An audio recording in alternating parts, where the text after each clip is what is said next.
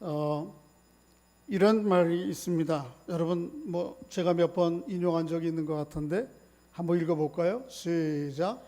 우물쭈물 하다가 내 이럴 줄 알았어. 우물쭈물 하다가 내 이럴 줄 알았어.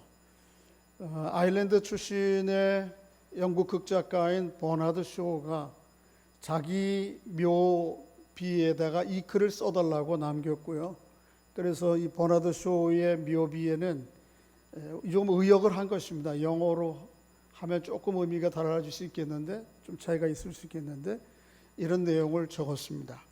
그 의미는 피해갈 수 없는 한 인간의 한계, 죽음을 직면하고 또 이제 남겨진 동료 인간들에게 마지막 작별 인사를 그렇게 한 것이죠.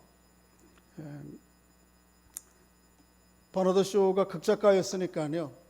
그래서 유머를 가지고 글을 쓰기를 했는데, 그래서 유머로 포장한 말을 했는데 그 내용은 아주 무거운 내용이죠. 우물쭈물하다가 이럴 줄 알았다. 오늘 읽은 말씀에 보면 우물쭈물하다가 자기 인생의 가장 중요한 결정적인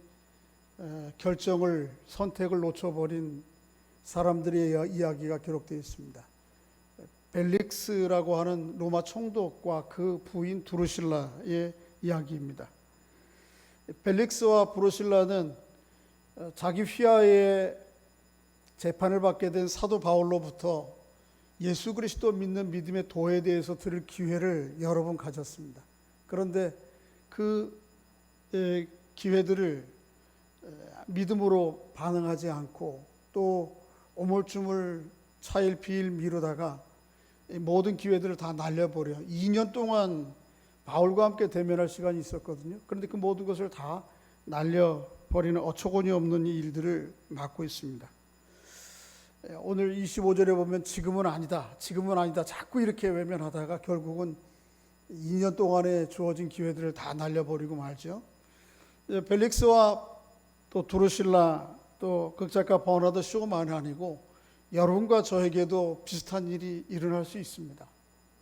예수 그리스도의 복음의 은혜들을, 하나님의 말씀이 언제나 늘 우리를 기다리고 있는 것은 아닌데, 또 하나님의 말씀은 늘 일정하게 우리에게 이렇게 다가온다 하더라도 늘 우리가 그렇게 반응할 수 있는 상황과 처지가 아닐 수도 있는데, 때로는 그 들은 하나님의 말씀과 복음을 믿음으로 반응하지 않고 다 날려버리는 어처구니 없는 결과를 맞을 수도 있다는 것이죠. 오늘 그런 내용의 말씀들을 오늘 본문을 통해서 좀 더 자세히 살펴보기를 원합니다. 바울은 그동안 예루살렘에서 유대인들 사내들인 공회에서 재판을 받아왔죠. 그런데 사내들인 공회원들이 유대인들을 이렇게 과격하게 선동해서 바울이 죽을지도 모르는 상황 가운데 이르자 천부장 루시아가 이 상황들을 모면하기 위해서 밤에 바울을 470명의 군대의 호위를 받아서 저쪽 가이사라로 이동을 시킵니다.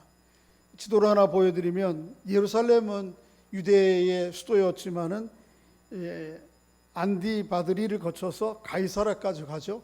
이 가이사라는 당시에 로마 제국이 유대 지역 전체를 통제하기 위한 총독부가 있던 곳입니다. 카이사르라고 하는 도시명 자체가 로마 황제 이름을 딴 거거든요. 이따가 나중에 살펴보겠습니다만은 유대 황제 헤롯이 아주 건축광이었는데 로마 황제에게 아부하는 마음으로 만든 신도시예요. 그래서 해변가에 있어서 언제라도 로마와 오갈 수 있는 그런 좋은 입지 조건들을 가진 곳이죠. 근데 여기에 로마 제국의 총독부가 있었고요. 일이 있으면 총독이 예루살렘에 올라와서 중요한 사안을 처리하고는 또 가이사라 총독부가 있는 곳으로 가는 것이죠. 근데 바울이 예루살렘에서 유대 사람들에게 재판을 받다가 이제 항소하고 로마 황제에게, 그리고는 바울이 이제 가이사라에 가서 재판을 받는 장면입니다. 그런데 당시에 이 총독이 유대를 다스렸던 총독이 벨릭스라는 사람이에요. 이 벨릭스는 원래 신분은 그리스 천민 출신이에요. 노예 출신이에요. 그런데 어떤 배경인지 모르지만은 로마 시민권을 얻고 또 시민권 정도가 아니고 로마가 다스리는 제국의 유대의 총독이 되었어요. 결정적인 이유는 뭔가 하면 그의 형이 팔라스라고 하는 형이 있는데 이 팔라스가 AD 41년부터 54년까지 로마를 다스렸던 클라우디오 황제의 아주 친한 오른팔이었습니다. 그래서 로마에 있는 형의 영향을 전적인 힘을 얻어서 유대 제국, 유대 나라의 총독이 된 것이죠. 그러니까 이 벨릭스의 관심은 늘 어떻게 하면 로마 정부의 환심을 살 것인가, 로마 카이사르에게 좋은 평가를 받을 것인가에 관심이 있었어요. 그래서 때로는 그거를 위해서 로마의 군인들을 이용해서 이 예루살렘 안에는 계속 이 피지배 계급이라고 하는 상황 때문에 소요들이 끊이지 않았거든요. 그래서 권력을 가지고 군사력을 가지고 로마 유대인들을 통제하거나 아니면 때로는 회유책을 써서 유대인들에게 환심을 사기 위한 여러 가지 정책들을 통해서 어쨌든 로마 정부에 어떻게 하면 잘 보일 것인가, 이게 주 자기의 관심사죠. 어쨌든 권력 하나를 유지할 수 있다면 무슨 일이라도 하려고 하는 사람이 이 벨릭스예요. 그래서 당시에 로마 역사를 기록한 요세푸스에 의하면 이 벨릭스에 대해서 아주 차디차고 권력에 아주 욕심이 있는, 야망이 있는 그런 사람으로 그리고 있습니다. 그의 부인은 누구죠? 드루실라라고 하는 여자예요. 이 드루실라는 누군가 하면 유대 나라의 헤롯 왕의 딸이에요. 그러니까 사실은 정략적으로 결혼을 한 거죠. 그렇죠? 그래서 벨릭스에게는 이 드루실라가 세 번째 아내예요. 그리고 이 드루실라에게는 이 벨릭스가 두 번째 남편이에요. 그러니까 아주 정략적인 목적을 가지고, 물론 요세푸스의 기록에 의하면 드루실라가 아주 외모가 뛰어났다고 그래요. 그래서 이 벨릭스가 이쁜 여자를 남의 아내임에도 불구하고 그거를 자기의 권력과 돈으로 매수해 온 것이죠. 오늘날이나 그때나 힘을 가진 사람들, 또 부를 가진 사람들, 여러 유명인들이 그런 결혼 스캔들이 많은데 별 다름이 없는 것 같아요. 또 뿐만 아니고 이 벨릭스는 아주 돈에 욕심이 많은 사람이었어요. 돈에. 한번 좀 당시의 헤롯 가게들을 좀 한번 살펴보고 지나가는 게 좀 좋을 것 같은데, 언제 한번 보여드린 적이 있는데, 신약 성경에는 헤롯이라는 이름의 왕이 참 많아요. 헷갈려요. 한 왕이 아니에요. 여러 왕이에요. 첫째는 헤롯 대제라고 해서 그레이트 헤롯. 이 사람은 어떤 사람인가 하면 아까 얘기한 대로 이 가이사라 도시를 지어가지고 로마 황제 카이사르에게 헌납한 왕이에요. 이 사람은 아주 건축한 관심이 많아요. 그래서 예루살렘 성도 재건하고 또 이곳저곳에 건축물들이 많아요. 이 가이사라에 가보면 아주 먼 곳에서부터 물을 유입해 오는 그런 수로가 있는데요. 고대 당시에 이런 건축물이 있었다고 하는 게 참 믿어지지 않을 정도예요. 한 5, 6m 높이의 돌로 쌓아서 수 킬로를 물을, 가이사르는 물이 없는 곳이에요. 지중해 해변 아주 굉장히 황량한 곳인데 거기에 도시를 건축하려고 하니까 물을 끌어와야 되는 거잖아요. 그래서 북쪽 이스라엘 근처에서부터 물을 끌어오는 것이에요. 그런 건축을 했던 사람이 헤롯 대제죠. 또 예수님 당시에 2살 이하의 아이들을 다 죽여라 명령했던 이 헤롯 대제가 그런 사람이에요. 그의 아들이 여럿이 있었는데 성경에 나오는 아들 몇 명 있는데, 첫째는 헤롯 안티파스예요. 헤롯 안티파스는 갈릴리하고 베레아를 이 헤롯 왕이 세 아들에게 나누어서 다스리게 하거든요. 거기에 분봉왕으로 다스렸고요. 이 헤롯 안티파스는 아주 욕심이 많은 사람이에요. 그래서 자기 빌립이라고 하는 동생이 있는데 빌립 동생의 아내 헤로디아가 아주 예쁜 여자였는데 뭐예요? 그러니까 제수씨잖아요. 제수씨를 강탈해서 뺏어다가 자기 아내로 삼은 사람이죠. 그리고 세례 요한을 죽인 헤롯, 그게 바로 이 헤롯이에요. 그런가 하면 헤롯 아켈라오라고 하는 사람이 있는데, 이 사람은 유대와 사마리아 지역을 나누어서 다스렸던 분봉왕이고, 또 예수님의 가족이 나사렛으로 이주할 때에 그곳을 다스렸던 왕이 헤롯 아킬레오예요. 그런가 하면 헤롯 필립이 있죠. 헤롯 필립이 누구죠? 이 형 안티파스에게, 물론 이복 형이에요. 이복 형에게 자기 아내를 어떻게 했어요? 빼앗긴 그 사람. 이두레와 또 드라고닛을 다스렸던 왕이고, 저 북쪽에 아버지 헤롯 대왕은 지중해 변에 카이사르라고 하는 도시를 건설했고, 이 헤롯 필립은 카이사르라는 이름과 자기 이름을 만들어 가지고 겸해서 만든 도시가 있어요. 그게 어디죠? 가이사라 빌립보. 여러분, 예수님께 제자들이 예수님께 물은 곳이죠. 너희는 나를 누구라 하느냐? 이것을 어디서 물었죠? 여기서 물었는데 그 북쪽에 있는 도시를 지은 사람이 이 헤롯 빌립이에요. 그런가 하면 성경에는 등장하지 않는 한 인물이 나오는데 그가 아리스토블로스라고 하는 아들인데, 이 아들은 성경에는 안 나오고 또 특별하게 정치적으로 큰 영향을 끼치지 못했지만 이 아들들이 있어요. 그 아들들이 헤롯 아그리빠예요. 이 헤롯 아그리빠는 어떤 사람인가 하면 헤롯 대왕의 당연히 손자이면서 야고보 사도를 사도행전 12장에 순교할 때에 이 모든 것들을 집행하고 명령한 왕이 헤롯 아그리빠입니다.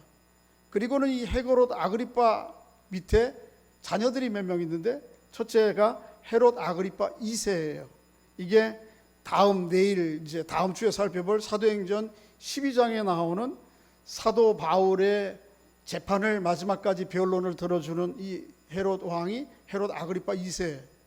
그런가 하면 헤롯 아그리빠 1세의 딸 둘이 있는데 하나는 버니게라고 하는 딸이에요. 이 버니게가 다음 장에 나오는 25장에 나오는 로마의 총독 베스도의 아내예요. 여기도 로마 총독은 베스도는 로마인이요. 또 버니게는 누구죠? 유대인이죠. 헤롯 왕의 딸인데 정작적으로 정적으로 결혼하는 거예요. 그리고 오늘 본문의 주인공들이 맨 끝에 나와요. 그게 헤롯 아그리빠 1세의 막내딸인 두루실라예요. 이 두루실라가 누구라고요? 총독 벨릭스의 아내죠. 이런 가계도를 여러분들이 좀 이해를 하시면 또 다음 주, 그 다음 주에 걸쳐서 아그리빠 2세와 버니게에 대한 이야기들을 좀 나누게 될 텐데 좀 이 배경들을 좀 이해하시는 게 좋을 것 같아요. 이 간단한 헤롯 가계도를 살펴보면서 우리가 좀 언뜻 오는 게 있죠. 뭐예요? 정말 남녀 간의 사랑이기라기보다는 정치적인 목적 때문에 결혼을 하는 거예요. 그것도 초혼이 아니고 어떻게 하는 겁니까? 남의 아내를 어떻게 해요?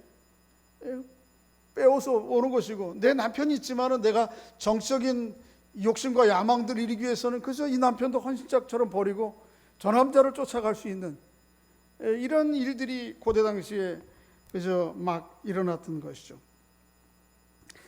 또 총독 벨리스는 이렇게 권력과 또 욕망에 아주 야망이 있던 사람뿐만 아니고 이 사람은 돈에도 아주 관심이 많았던 사람이에요. 그래서 오늘 본문에 보면 바울에게 여러 가지 호의를 베풀거든요. 그런데 바울에게 호의를 베푸는 이유가 뭔가 하면 뭐 때문이죠? 돈 때문이에요. 바울이 이 벨릭스에게 간증이 아니고 자기 변호를 하면서 과거 이야기들을 쭉 하면서 뭐라고 얘기하는 거면 내가 여러 이방 지역에 있는 우리 교회들, 동족들로 하여금, 믿음의 사람들로 하여금 돈을 예루살렘 교회가 어려움을 겪었다라고 하는 이야기를 듣고 모금해서 그들을 구제하기 위해서 여기 왔다 하는 이야기를 해요. 아마 벨릭스가 그걸 마음에 두었던 것 같아요. 아마 이 바울에게 돈께나 있는가 보다 싶어가지고 그 돈을 좀 받아내려고. 제가 생각할 때는 로마의 총독 정도 됐으면 그 피고인이 된 사람이 얼마나 돈이 있겠다고 그렇게 그 피고인의 뇌물을 받을 생각을 해요. 그런데 어쨌든 이 노예 출신이라 그랬을까요? 종 출신이라 그랬을까요? 늘 돈에 대한 욕심들이 있던 사람이에요. 자, 오늘 본문 한번 좀 읽어보면 그 내용을 알 수 있는데 26절 한번 읽어볼까요? 시작.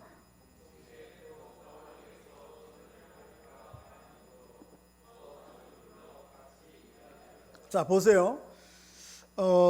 간단하게 벨릭스와 두루실라의 이야기들을 살펴보았지만은 세상 나라를 이끌어가는 세상 나라를 드라이브하는 이 세 가지 말들이 뭔지를 알 수 있어요. 하나는 뭐죠? 권력욕이에요. 권력욕.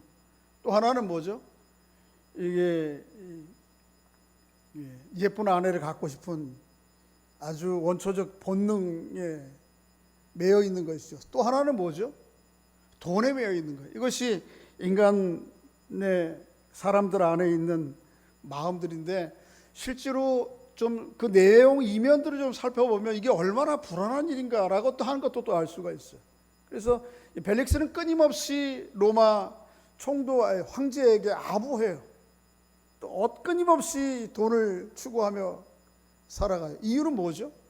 그들 안에 이 권력과 욕망과 또 재물에 대한 그 이면에는 그것을 잃어버릴 것에 대한 상실감에 대한 불안과 두려움 그리고 끝없는 공허감이 그들에게는 있는 것이죠. 그게 세상을 이끌어가는 아주 중요한 요소이고 그 이면들에 있는 실상이라고 하는 것을 알 수가 있어요. 그런데 그래서 아마도 벨릭스에게는 이중적인 마음이 있었는지 모르겠어요. 그런 권력을 추구하는 또 돈을 추구하는 마음이 있지만 또 한쪽으로는 이 바울에게는 자신들에게 없는 게 있는 거죠. 그래서 바울을 불러서 네가 이야기하는 또 너희들이 믿는 예수 그리스도의 믿음의 도는 무엇인가를 듣기를 원했어요. 그래서 바울을 초대해서 그 이야기를 듣는 것이에요. 그런데 문제는 그래서 벨릭스와 드로실라에게 근처에 비록 피고인 죄수의 입장으로 있지만은 바울이 있었다고 하는 것은 참 너무 다행스러운 일이고 감사한 일이죠. 그런데 이 벨릭스가 그것을 선용하지 않는 것이 안타까운 문제죠. 바울에게 물어요. 한번 24절 읽어보겠습니다. 24절 시작. 수일 후에 벨릭스가 그 아내 유대 여자 드루실라와 함께 와서 바울을 불러 그리스도 예수 믿는 도를 그리스도 예수 믿는 도가 뭐냐 이렇게 묻죠. 그런데 바울이 25절에 딱 세 마디로 정리합니다. 한번 읽어보겠습니다. 우리가 이게 더 중요한 거죠. 시작. 바울이 의와 절제와 장차 오는 심판을 강론하니 벨릭스가 두려워하여 대답하되 지금은 가라. 내가 틈이 있으면 너를 부르리라 하고. 바울이 전한 그리스도 예수를 믿는 믿음의 도가 세 마디로 정리되어 있어요. 첫째는 뭐죠? 의와 그 다음에 절제와 장차 오는 심판. 의와 절제와 심판. 저를 보세요. 이거 1차적으로 이 벨릭스와 드루실라에게 아주 적실한 말씀이에요. 그렇죠? 드루실라, 벨릭스는 어떤 수단과 방법을 가리지 않고 권력을 가진다면 어쨌든 이건 그러니까 사실은 정당한 권력은 정의와 공정한 절차를 통해서 획득해야 되는데 이 벨릭스는 또 이전에 다른 왕들, 다른 총독들도 마찬가지고 오로지 권력만 주어진다면 수단과 방법을 마다하지 않는 사람들에게 이 정의를 얘기하는 것은 매우 적실한 것이죠. 또 절제 마찬가지죠. 자기 아내가 아니고 예쁜 여자만 있으면 내가 가진 권력과 돈을 가지고 얼마든지 내 아내로 내 소유로 만들 수 있다고 하는 이게 문란한 방탕한 벨릭스와 또 그를 쫓아가는 드루실라를 생각할 때 절제라고 하는 것은 아주 적실한 주제의 말씀이에요. 그렇게 무분별하게 또 부정의하게 삶을 살아가고 또 나라를 경영하는 사람들에게 마땅한 심판이 있어야 되는 거잖아요. 이게 아주 일반적인 의미에서의 당연한 규결인데 그래서 그 심판을 이야기하는 것도 당연한 것이죠. 그래서 오늘 바울이 벨릭스와 드루실라에게 의와 절제와 심판을 얘기하는 것은 그들에게 아주 1차적으로 도덕과 윤리적인 관점에서 아주 매우 적실하고 중요한 주제들이죠. 그런데 사실은 이 이야기는 드루실라와 벨릭스에게만 해당되는 게 아니고 시대를 뛰어넘어서 여러분과 제가 믿고 있는 하나님의 나라의 핵심과 본질이 무엇인지를 보여주는 것이기도 해요. 여러분과 제가 예수 그리스도 믿는 도를 얘기할 때에 다른 표현을 얘기하면 이것이죠. 바로 의로움과 절제와 심판이라는 거죠. 여기 의로움이라고 하는 것은 단지 1차적으로는 사람 관계, 벨릭스와 드루실라에게 있던 인간관계에 있어 정당함, 이걸 의라고 얘기하지만 성경에서 얘기하는 의는 단지 그것만을 이야기하지 않죠. 뭘죠? 하나님과 우리 인간 사이에서의 관계의 의로움을 얘기할 때에 의를 얘기하는 거예요. 그리고 오늘 드루실라와 벨릭스에게는 인간관계에서의 의로움으로 받아들일지 모르지만 이 속에는 사실은 모든 인간이 하나님과 맺게 되는 마땅한 관계의 도리의 관점에서의 의를 얘기하는 것이죠. 그것을 아주 계속해서 반복적으로 기술하고 있는 것이 어디죠?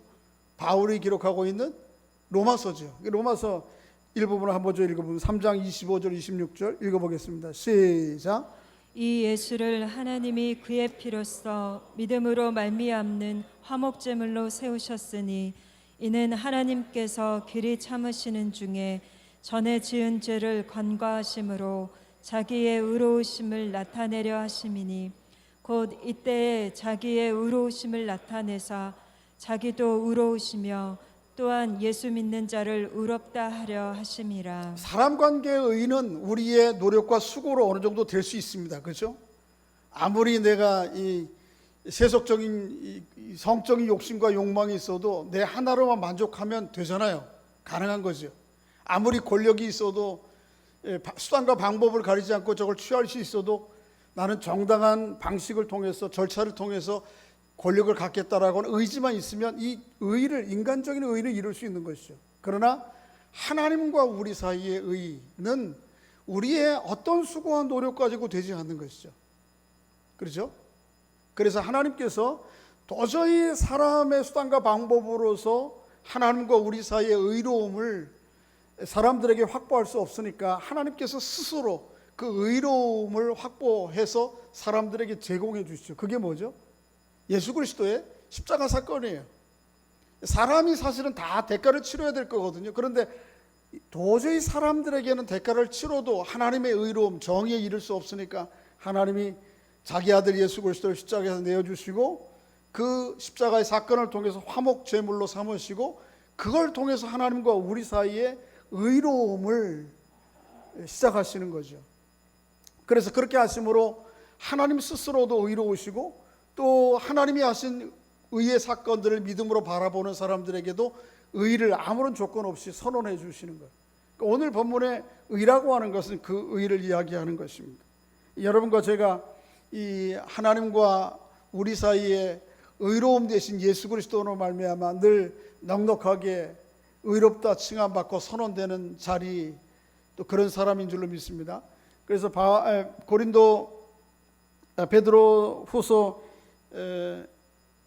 고린도전서 1장 30절에 바울은 그것을 좀 더 요약하기를 그렇게 얘기해요. 예수는 하나님으로부터 나와서 우리에게 지혜와 의로움과 거룩함과 구원이 되셨다. 그러니까 여러분과 저의 의는 뭐죠? 예수 그리스도. 인간의 어떤 의를 가지고도 하나님 앞에 설 수가 없어요. 나를 위해서 대신 하나님께서 의로운 화목제물로 또 대가를 치르신 예수 그리스도를 통해서만 우리가 하나님 앞에 의롭게, 충분하게 의롭게 설 수 있는 것이죠. 두 번째가 뭐죠? 두 번째는 절제를 얘기해야 되는데 절제를 좀 나중에 얘기를 하고요. 좀 심판을 얘기하죠. 이렇게 하나님께서 의로움을 우리에게 가져다 주시고 하나님이 모든 것을 하셔도 안타깝게도 사람들이 그것을 기꺼이 받아들이지 않아요. 뭐 때문에 그렇습니까? 인간 안에 있는 교만함과 죄악 때문에 하나님이 스스로 구원의 길을 여시고 하나님이 대가를 다 치르시고 예수 그리스도 십자가상에서 내어주셔도 그거를 자기의 사건으로 받아들이지 않아요. 이유는 뭔가 하면 우리 안에 있는 교만함 때문에 그래요. 한번 읽어볼까요? 예레미야서 2장 13절 시작.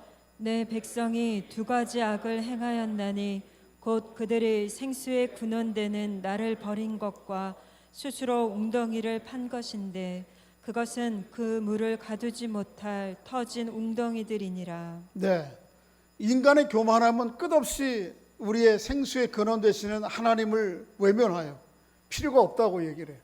그리고 내 스스로 얼마든지 내가 살 길을 구축할 수 있다고 생각하고 내 삶의 의미와 목적과 기쁨과 행복을 확보할 수 있다고 얘기를 하죠. 그런데 그 웅덩이를 파는데 그 웅덩이는 실제적으로는 물을 가두지 못하는 웅덩이인 것이죠. 그러니까 오늘 본문의 벨릭스와 드루실라, 그리고 세상의 모든 사람들이 자기의 행복과 기쁨을 위해서 스스로 파는 웅덩이가 뭐죠? 바로 이것이에요. 그래서 권력 욕에 빠져 살고, 그 다음에 욕망에 빠져 살고, 돈의 노예로서 일생들을 탕진하는 거예요. 사실 그것 자체가 심판이에요. 그죠? 물론 오늘 본문에서 이야기하는 심판, 성경 전체가 얘기하는 아주 궁극적인 심판, 예수 그리스도의 제 이름으로 말미암는 심판은 당연히 있겠지만, 사실은 이런 삶을 살아가는 것 자체가 심판인 것이죠. 그러니까 오늘 본문에서 얘기하는 바울이 얘기하는 심판이라고 하는 것은 바로 그것을 얘기하는 것이죠. 장차 오는 심판뿐만 아니고 지금 현재 이렇게 생수의 근원 되신 하나님을 저버리고 가두지 못하는 웅덩이를 끝없이 파면서 거기에 무엇이 있을 것이라고 생각해서 자기 인생을 탕진해 가는 것, 이거 자체가 심판인 것이죠. 또 한 가지가 뭐죠? 하나는 절제죠. 바울이 얘기하는 이것은 뭔가 하면 이미 시작된 하나님의 구원과 최종적으로 장차 오실 심판 사이를, 그 중간길을 살아가는 삶의 태도를 이야기하는 것이, 그게 오늘 본문에서는 뭐라고 그러죠? 분별이라 그렇게 얘기해요. 분별. 아니, 분별이 아니고 뭐죠? 절제라고 얘기해요. 절제. 우리 안에 끝없는 뭐에 대한 욕망이 있어요? 오늘 본문에 벨릭스와 드루실라처럼 권력에 대한 끝없는 욕망이 우리 안에 있어요. 세상적인 욕심과 야망들이 우리 안에 늘 일어나요. 돈의 재물에 대한 만몬에 대한 욕망들이 늘 우리를 부추겨요.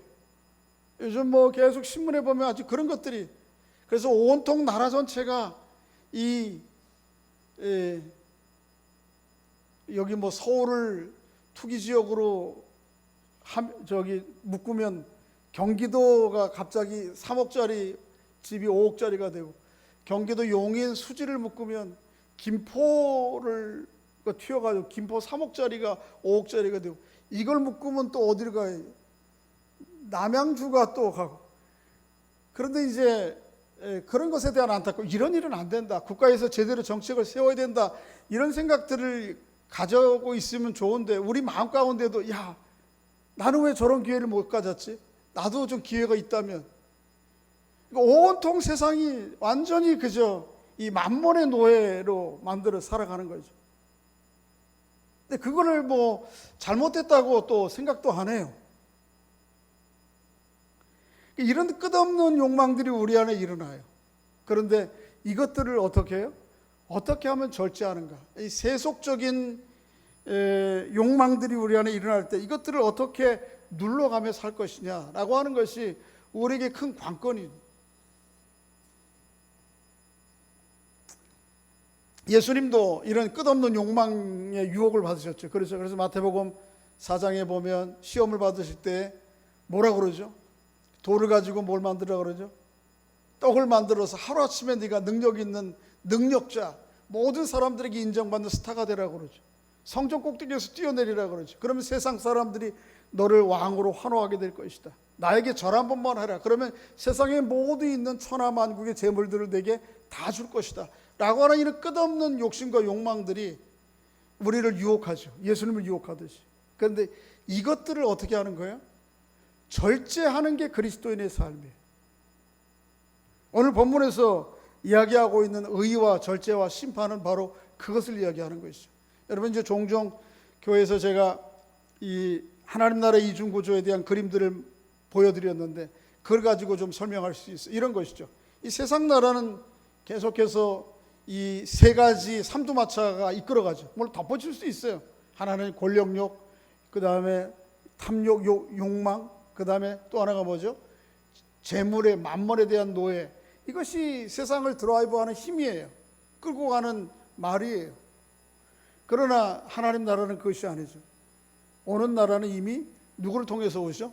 예수 그리스도의 십자가와 죽으심을 통해서 이 세상에 처음 오셨죠. 그리고 그분께서 다시 부활 승천하신 이후에 어떻게 하시죠?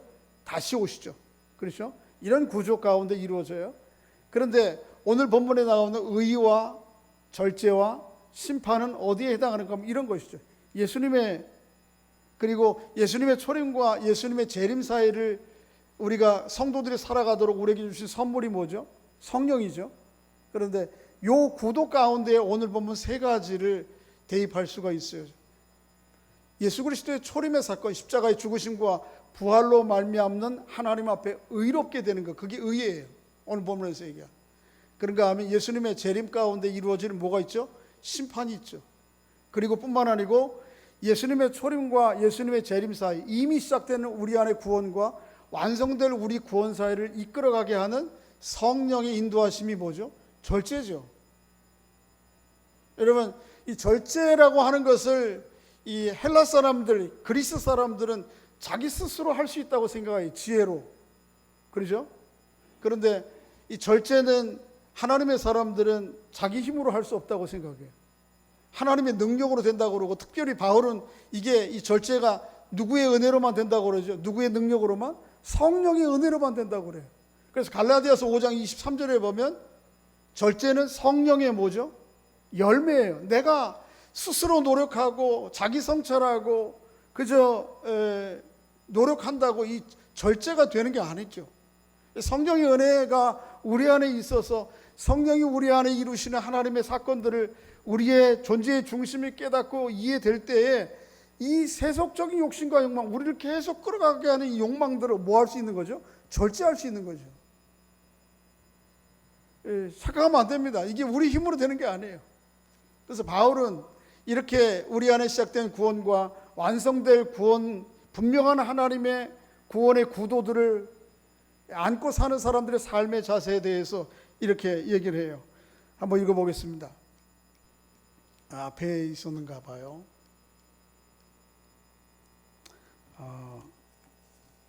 고린도전서 9장 23절 한번 좀 보여주실래요? 순서가 좀 바뀌었던 것 같아요. 네. 아닙니다. 앞에죠.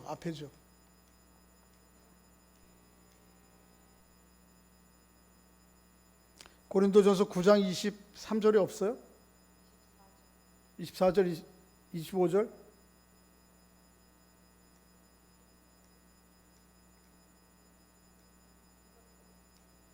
예, 여기죠. 한번 읽어보겠습니다. 시작.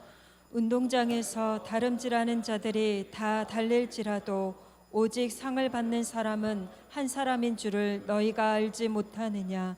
너희도 상을 받도록 이와 같이 다름질하라.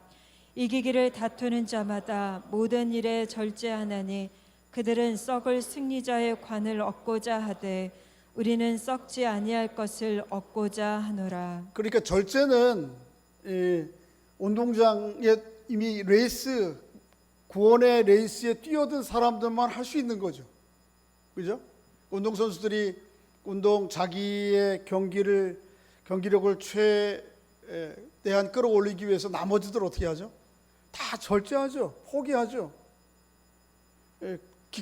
기꺼이 포기한다고. 기꺼이 절제하는 거예요. 그렇게 함으로 인해서 자기가 가고자 하는, 얻으려고 하는 그 길을, 목적을 이루기 위해서 그렇게 하는 것이죠. 여러분과 제가 예수 그리스도의 구원의 은혜를 입은 사람들은, 여러분 세상의 사회적 지위나 돈이나 또 우리가 살아가는 것에 필요한 모든 것들이 다 필요 없다고 하는, 저 산속에서 살아야 된다고 하는 그런 의미가 아니에요. 그것 자체가 목적이 되는, 그래서 우리를 이끌어가는 그런 세상 가운데 세속적인 야망 가운데 살아가게 되면 우리도 끝없이 어두운 자리에 이르게 되는 것이죠. 틀림없이 오늘 본문에 나오는 그 심판의 자리에 이르게 되는 것이죠. 벨릭스와 브루길라처럼. 여러분과 제가 오늘 본문에 나오는 하나님 그리스도 예수의 도의 의와 그 다음에 절제와 심판을 말씀하시는 그 하나님의 말씀의 도를 신실하게 따라가며 살아가는 은총이 있기를 바랍니다. 시간이 없어서 이야기는 못하겠습니다만은 세상 욕심과 야망 가운데 살아가는 사람들의 결과가 심판인데, 하나님의 사람들은 그렇지 않죠. 최종적인 주님의 재림으로 말미암는 그 종국은 무엇이죠? 소망이죠. 우리 구원의 완성이라고 하는. 이렇게 의와 절제와 심판에 대해서 오늘 본문의 벨릭스와 드루실라가 들었지만은 이것을 믿음으로 받아들이지 않아요. 안타깝게도. 그렇죠? 자, 오늘 본문 25절을 다시 한번 읽어보겠습니다. 시작.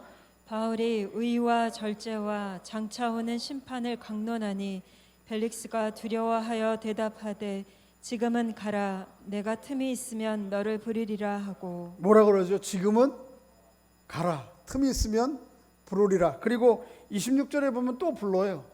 종종.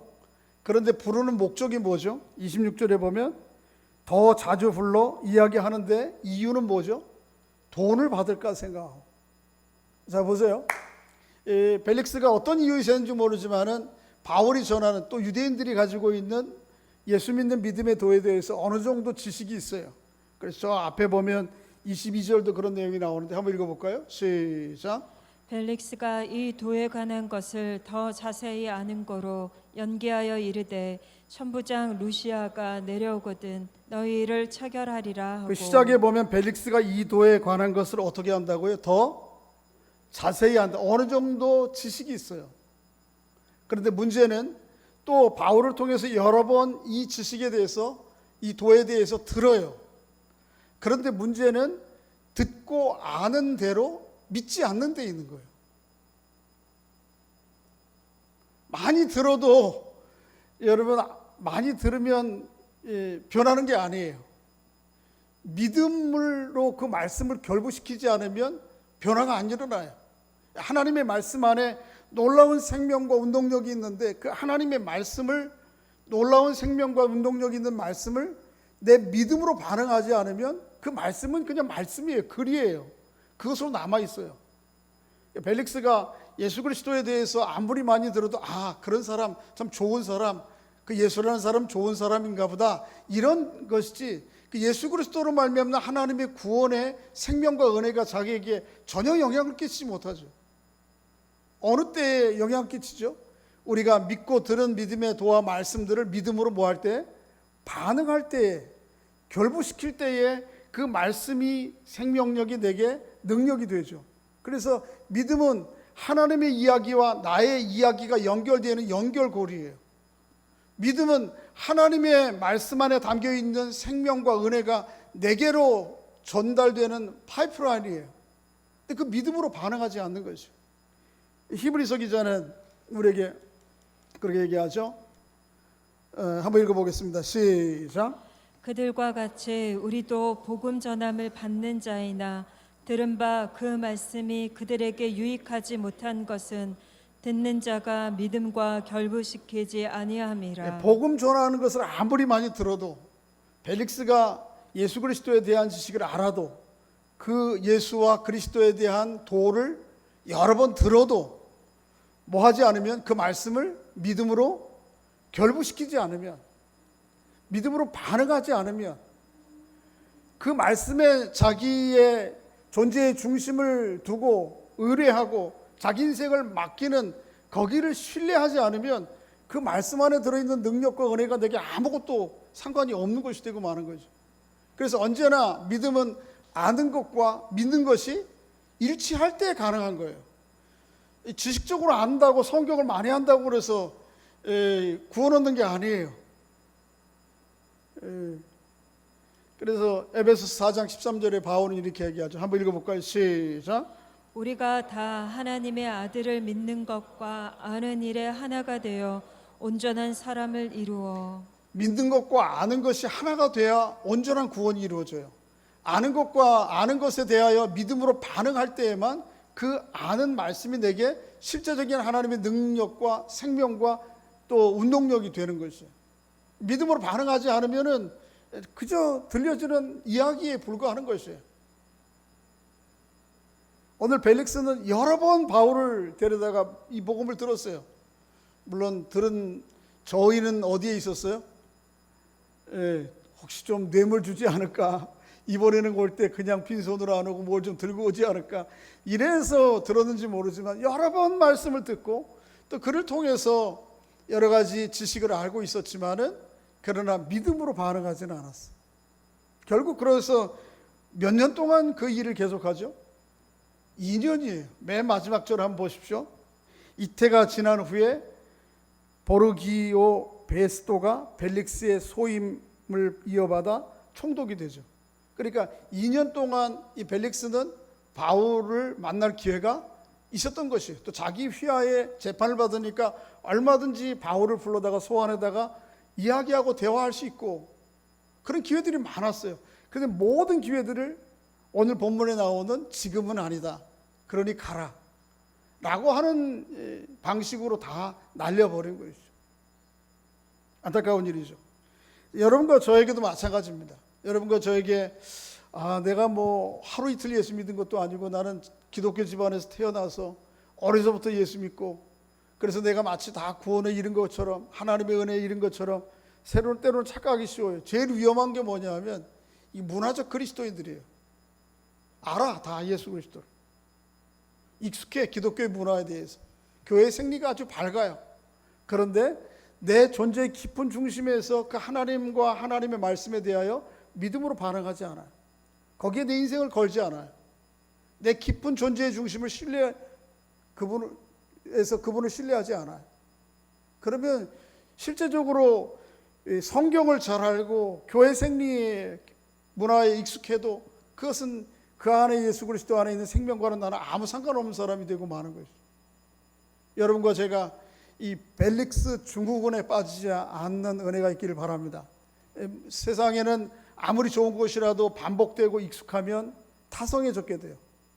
그래서 하나님 말씀에 대한 기대가 별로 없어요. 이 말씀 안에 대한 역사함에 대한 기대들이 점점 이게 반감되는 것이 사실이에요. 그럴 때마다 다시 우리의 마음을 사로잡고 주님께서 주시는 은혜, 말씀 앞에 믿음으로 매 순간 반응하는 은총이 있기를 바랍니다. 고린도후서에서 사도 바울은 그렇게 얘기합니다. 한번 읽어볼까요? 시작. 우리가 하나님과 함께 일하는 자로서 너희를 권하노니 하나님의 은혜를 헛되이 받지 말라.